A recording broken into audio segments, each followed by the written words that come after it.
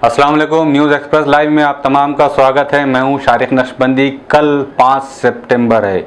भारत में 5 सितंबर की तारीख को टीचर्स डे के तौर पर मनाया जाता है। भारत के दूसरे राष्ट्रपति डॉक्टर सर्वपल्ली राधाकृष्णन की याद में ये टीचर्स डे मनाया जाता है। इस दिन टीचर्स की खिदमत को सराहा जाता है। उनकी स्टूडेंट्स के तय जो सर्विसेज होती है उसे स्कूल में सराहा जाता है। न सिर्फ स्कूल में सराहा जाता है बल्कि सरकारी सतह पर अच्छे और चुनिंदा असातिज़ा को अवार्ड से भी नवाजा जाता है। ये बहुत अच्छी बात है और एक अच्छे समाज की निशानी है।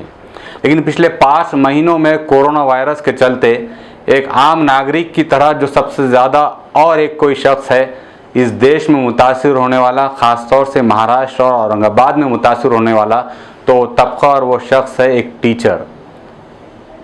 औरंगाबाद में इस वक्त 850 से ज़्यादा ऐसे स्कूल्स हैं जो नॉन ग्रांट यानी सिर्फ फाइनेंस की बुनियाद पर चलाए जाते हैं, जिसके पूरे अखराजात और एक्सपेंसेस का दारोमदार वहाँ के तलबा से आने वाली फ़ीस पर होता है।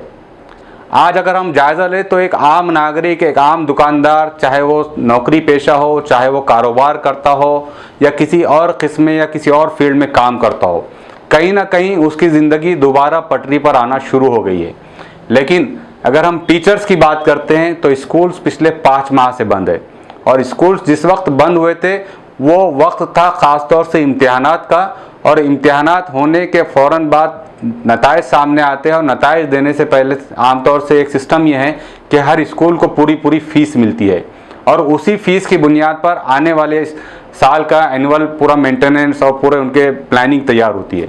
लेकिन चूँकि 22 मार्च को लॉकडाउन लग गया था, इम्तिहानात भी नहीं हुए, नताइज भी नहीं आए और ना ही नया एकेडमिक ईयर शुरू हुआ है, जिसकी वजह से इन दिनों सेल्फ फाइनेंस की बुनियाद पर चलने वाले स्कूल माली मुश्किलात से बुरी तरह परेशान हैं।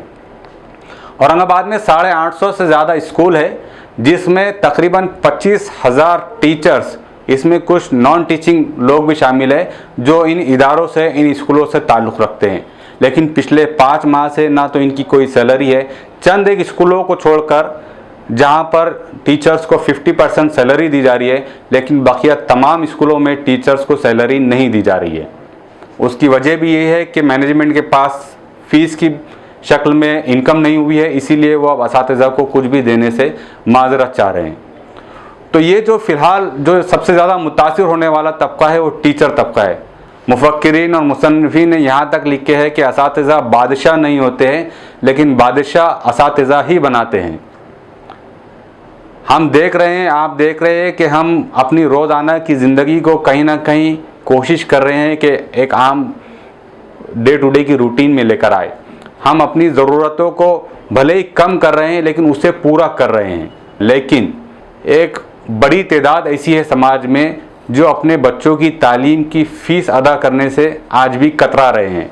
इनका कहना है कि जब स्कूल नहीं चल रहे हैं तो फ़ीस कैसे अदा करें, या हमारे पास इनकम नहीं है तो फिर हम फ़ीस कैसे अदा करें। जब अगर आपकी इनकम नहीं है तो आपकी डे टू डे की ज़रूरियात कैसे पूरी हो रही है।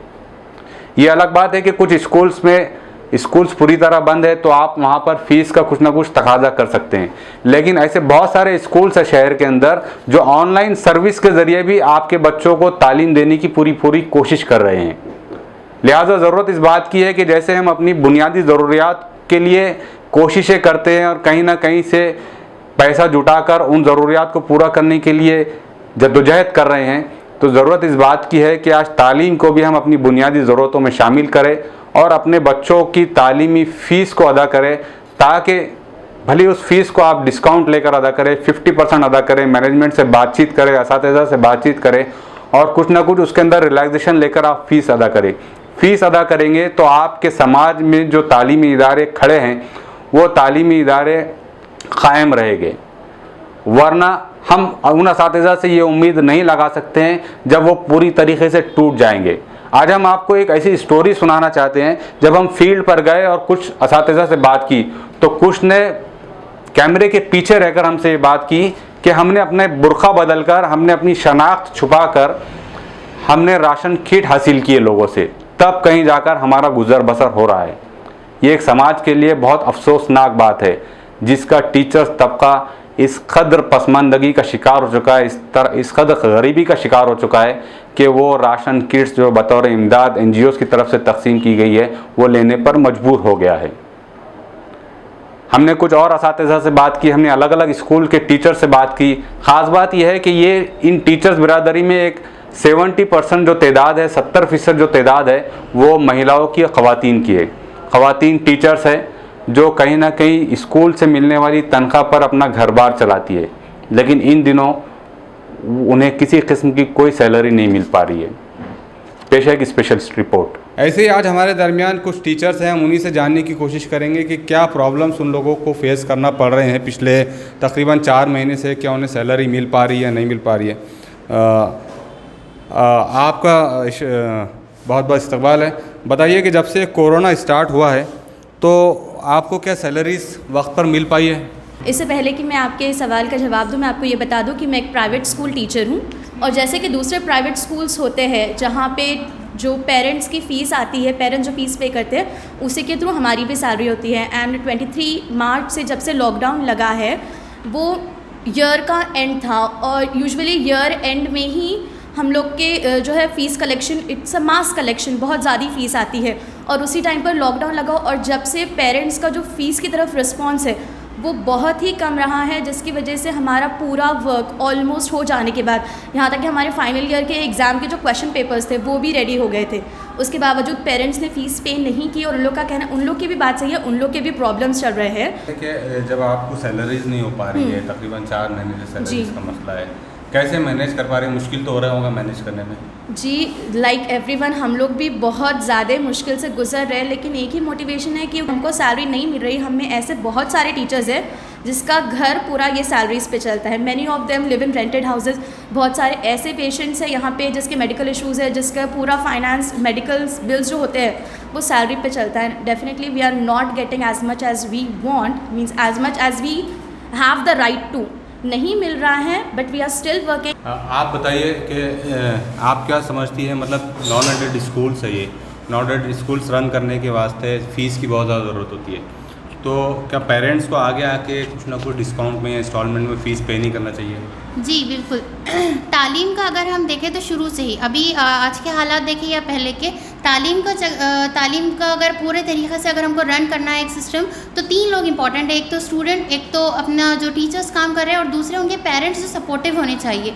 पेरेंट्स एक ऐसी चीज़ है, चलो अभी कहीं ना कहीं सभी लोग परेशान हैं, लेकिन आप देखिए आपने अपनी ज़रूरतों से थोड़ी ना मुंह मोड़ा है। आप कहीं ना कहीं किराना स्टोर से सारी चीज़ें ले रहे हैं, कहीं ना कहीं ऊपर नीचे करके, या जो भी आपके हालात है उसके हिसाब से हर कोई कुछ ना कुछ कहीं ना कहीं से हासिल कर रहा है।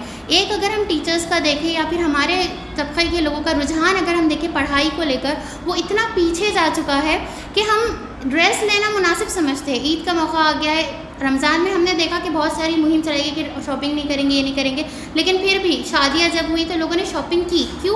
क्योंकि वन टाइम हो रहा है, चलो एक बारी में सारी चीज़ें कैसे भी है मैनेज करके उधार लेके वो लोग कर रहे हैं। बट हम ये क्यों नहीं समझ रहे कि उस शादी से ज़्यादा या फिर हमारे कुछ हालात से ज़्यादा सबसे ज़्यादा अहम वो तालीम है।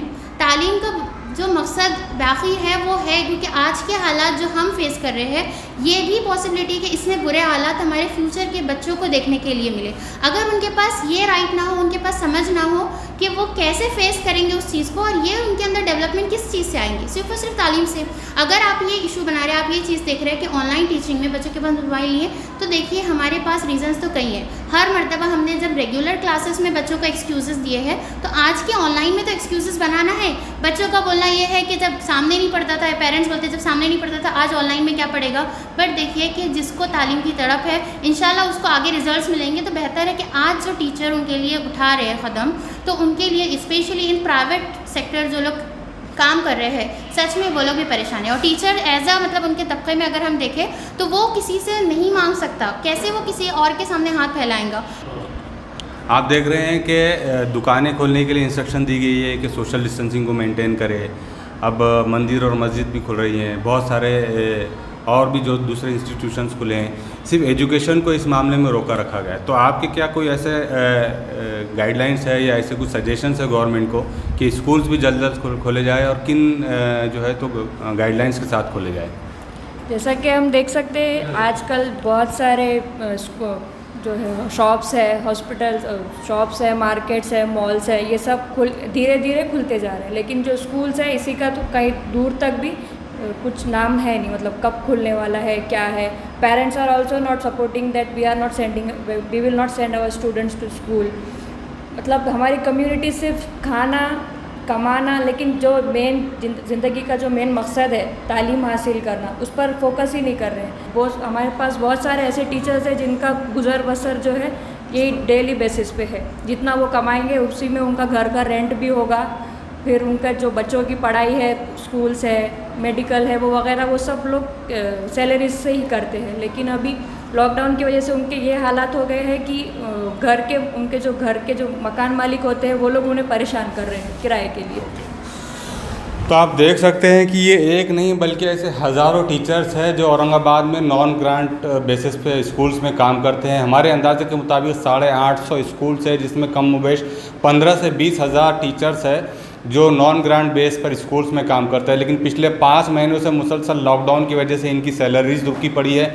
इनका अपना कहना है कि जैसे पेरेंट्स छोटी मोटी ज़रूरियात के लिए, अपनी बेसिक नीड के लिए जैसे एडजस्टमेंट कर रहे हैं, जैसे इंतज़ामात कर रहे हैं, वैसे ही वो एजुकेशन की अहमियत को समझते हुए कहीं ना कहीं स्कूल्स के एक्सपेंसेस के लिए भी फ़ीस पे करे। फ़ीस पे करने से इनकी सैलरीज भी रिलीज़ होगी, साथ ही स्कूल्स दोबारा चल पड़ेंगे और बच्चों का मुस्तकबिल इंशाल्लाह रोशन होगा और मुस्तकबिल और उनका जो फ्यूचर है वो ब्राइट होगा। कैमरा पर्सन तौफीक पटेल के साथ शारिक नक्शबंदी।